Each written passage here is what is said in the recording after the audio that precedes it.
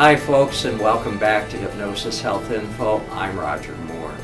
I'm just very thrilled and excited that on March 25th, 26th, and 27th, I get to host Michael Elner and Scott Sandlin with Dynamic Hypnosis for Pain Control. And they're coming here to work with close to 50 of us. We got dentists coming, we've got nurses coming, we've got hypnotherapists coming, we've got all kinds of people that work with people that have chronic pain, and we have people in chronic pain coming to learn how to do a better job at managing chronic pain. And I had the joy and the honor this morning of having a woman here in my Seattle office that I first met about a year ago. And a year ago we started working together pretty much weekly. Now for the last few months I've been seeing her every 4 to 6 weeks. She calls it her mental massage. She likes to come in and just relax and get a booster shot, as she calls it. But this woman a year ago, a woman in her late 70s, living alone, big house, big yard, was dealing with debilitating chronic pain. And yes, she has rheumatoid arthritis and osteoarthritis, and she has some spinal damage, and she has just aging issues, but the chronic pain had just gotten to the point to where she just wasn't out doing the yard work and the housework that she loved to do. She wasn't gardening and tending to her flowers, and she wasn't out dancing and wasn't doing the social issues that she wanted to do, and she was getting pretty discouraged and pretty depressed about life. And so she came to me for a consultation, and she went to her medical doctor and got clearance to work with hypnosis, and had a referral, and we started working together, and she was thrilled with how quickly she responded to hypnosis and how quickly she learned to use self-hypnosis and to manage her chronic pain and to dial it back. And when she was in earlier today, I told her about an article that was in Time magazine on March 4th of 2011 called Healing the Hurt. And it says, pain is the human bodyguard, the cop on the beat racing to the scene, sirens wailing, shutting down traffic. You've been cut, burned, broken. Pay attention. Stop the bleeding. Apply heat, apply cold, do something.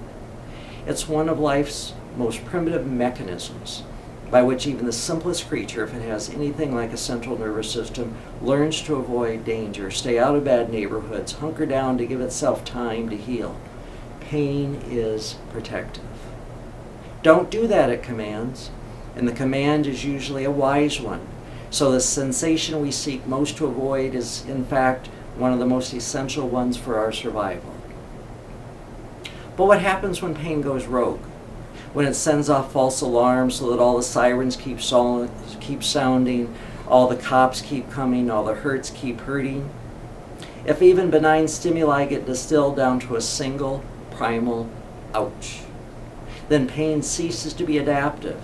Rather than saving lives, it wrecks them. Rather than helping you get well or stay safe, it becomes an illness in and of itself. The result, persistent, unceasing torment. It's kind of like this over the weekend, burned a slice of toast in the toaster, the smoke detector went off, but when the toast was out of the toaster and the door opened up a little bit, the smoke detector shut off. But imagine what it would be like if, when you had burnt toast, if the smoke detector just went on and on for hours, for days, for weeks, for months, even years at a time without shutting off. You can imagine that kind of drive you crazy, and that's what chronic pain is all about. Research is now being conducted at training the brain to address the universe of chronic pain with its widely diverse causes.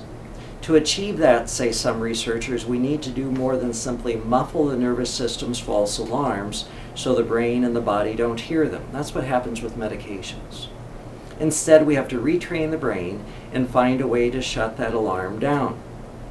Now, they're talking about something new here and new research, but what they really don't get and understand is, we've been pretty much doing that since the beginning of time using hypnosis. That's where brain imaging, the powerful technology that allows researchers to view the brain at work nearly in real time, becomes indispensable. What if, for example, pictures of the brain could be used to help people think themselves out of pain? The idea borrows heavily from biofeedback, in which patients use computer screens or other instruments to monitor bodily functions like heart rate or respiration, then dial those functions up or down with just the power of their mind. For pain patients, Dr. Sean Mackey, a professor of anesthesia and pain management at Stanford, has been studying ways to do the same thing with the aid of functional magnetic resonant images, fMRI, which document active regions of the brain at work. We want to turn the tool that we use to open windows into people's brains and instead use it as a tool to allow people to control their brains, he says. In Mackey's study, healthy subjects in an fMRI machine were given live access to an image of their brain's activity in a region known as the anterior cingulate cortex, a key regulator of pain signals. Using a heat probe on the arm to cause pain, Mackey and his team asked the volunteers to dial down their level of discomfort when the temperature reached unbearable levels and to dial up their pain sensations when the probe wasn't generating enough heat. They did this not by actually changing the temperature of the probe, that was under the control of the researchers.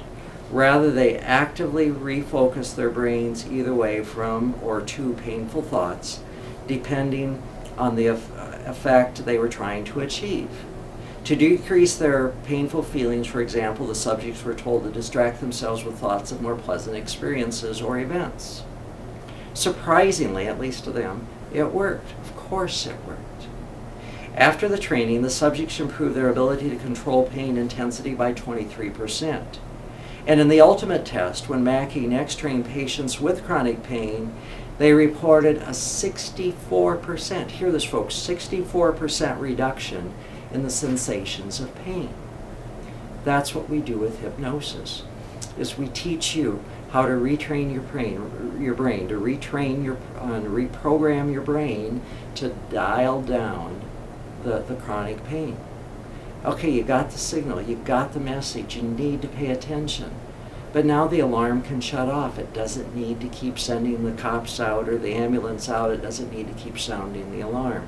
The only time it needs to resound the alarm is if you're doing something silly, something that's going to injure yourself.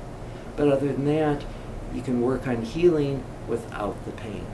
And that's what we do with hypnosis. It's also learning how to forget.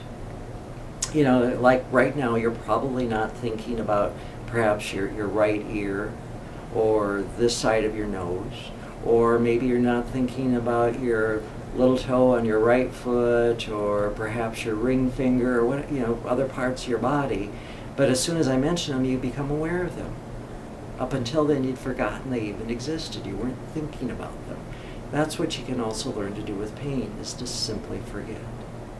So if you're dealing with chronic pain, give me a call at 206-903-1232 or send me an email, roger@hypnosishealthinfo.com, and let's talk about setting up a program for you that would allow you to retrain your brain to heal the hurt, that would allow you to forget the pain and get your life back.